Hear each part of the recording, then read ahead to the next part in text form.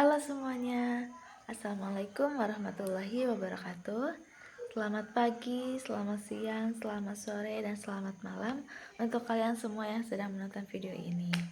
Sebelumnya, perkenalkan nama saya Wulan Maulani Al-Munawar dengan NIM C2383207035. Saya dari program studi Pendidikan Teknologi Informasi Fakultas Keguruan dan Ilmu Pendidikan Universitas Muhammadiyah Tasikmalaya. Nah, di video kali ini saya akan membawakan sebuah presentasi yang sangat menarik. Sebelumnya saya ingin bertanya, pernah gak sih kalian kalau misalkan ngerjain soal ujian, kalian tuh ngerasa yang bikin soal ini tuh niat gak sih? Kok jawabannya mirip-mirip semua? Atau kalian mikir, kok soal ini tuh gampang banget? Nah, hari ini, di kesempatan ini, saya akan mengajak kalian semua masuk ke dapur pembuatan soal. Saya akan membedah instrumen tes mengenai mata kuliah desain grafis yang sudah saya buat, mulai dari penyusunan hingga pembuktian datanya. Apakah soal saya valid atau cuma asal-asalan? Mari kita buktikan. Nah, tugas ini bukan sekedar bikin soal. Tantangannya adalah menciptakan alat ukur yang adil. Jadi, di sini saya berperan sebagai arsitek tes untuk mata kuliah evaluasi pendidikan. Nah, untuk topik yang saya pilih adalah elemen dan prinsip dasar desain grafis. Kenapa saya pilih itu? Karena ini tuh merupakan fondasi. Kalau anak IT nggak paham bedanya RGB dan CMYK, bisa bahaya nanti kalau pas nyetak spanduk warnanya jadi ungu padahal maunya biru. Nah, di sini saya menyusun ada dua jenis. Yang pertama itu 10 soal pilihan ganda. Untuk menguji pengetahuan dasar. Nah, levelnya saya menggunakan level C1 sampai C3. Nah, untuk yang kedua itu ada soal uraian. Itu tuh ada 3 butir soal. Nah, uraian di sini itu untuk menguji nalar kritis dengan level C4 sampai C6. Nah, ini tuh bagian paling seru. Karena Karena data itu nggak bisa bohong. Saya melakukan simulasi tes ke 20 responden. Nah, dari 20 responden itu saya bagi menjadi 2 kubu, yang dimana 10 orang itu menjadi upper atau orang yang paham materinya. Nah, kemudian ada 10 orang lagi itu tuh tim lower, yang dimana itu tuh kurang paham atau butuh bimbingan terhadap materi yang saya bawakan.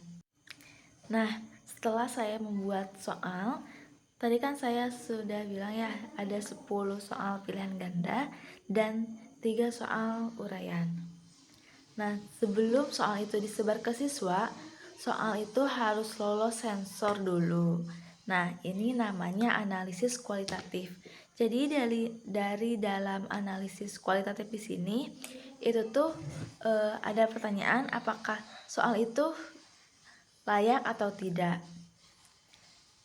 Saya di sini menelaah 5 butir soal pilihan ganda dari segi materi, bahasa, dan konstruksi. Hasilnya bagaimana? Semuanya itu dinyatakan layak, yang dimana bahasanya baku, materinya sesuai kurikulum, dan tidak ada jebakan Batman yang enggak logis. Kalian bisa lihat dari tabel yang saya sisipkan. Nah, untuk pengujian yang pertama itu ada tingkat kesukaran, yang dimana ini tuh untuk menguji proporsi jawaban dari peserta didik apakah itu benar atau tidak. Soal yang bagus itu ibarat kopi, yang dimana itu tuh gak boleh terlalu manis dan gak boleh terlalu pahit. Nah, artinya soal itu gak boleh terlalu mudah atau terlalu sulit. Nah, dari instrumen saya, yang dimana hasilnya itu tuh dominan di kategori sedang, yaitu dengan angka 0,35 sampai 0,65. Nah, Cuma satu soal yang mudah, yaitu soal tentang CMYK. Jadi kesimpulannya, soal ini tuh pas, menantang tapi tidak bikin putus asa. Karena sesuai dengan data yang saya hasilkan. Kemudian untuk aspek yang kedua, ada daya pembeda. Nah, di sini bisa nggak sih soal ini tuh membedakan mana siswa yang belajar semalam suntuk sama yang cuma modal doa? Nah, lihat di sini tuh, lihat angkanya. Dari data yang saya hasilkan, semua soal punya nilai daya pembedanya itu 0,50, yang dimana dalam statistik angka di atas 0,40 itu sangat baik. Artinya soal saya itu tajam, dia bisa memisahkan siswa kompeten dan yang belum kompeten dengan akurat. Oke, dan yang terakhir itu ada distractor atau pengecoh. Nah, di dalam soal pilihan ganda, jawaban salah itu adalah seni. Dia harus menarik, tapi salah. Nah, data membuktikan semua opsi pengecoh atau distractor yang saya buat itu dipilih oleh minimal 5% peserta. Yang artinya apa? Pengecohnya berfungsi.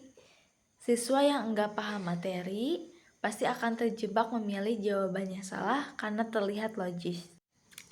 Jadi teman-teman, berdasarkan data di atas, secara kualitatif itu menyatakan bahwa soal yang saya buat itu layak.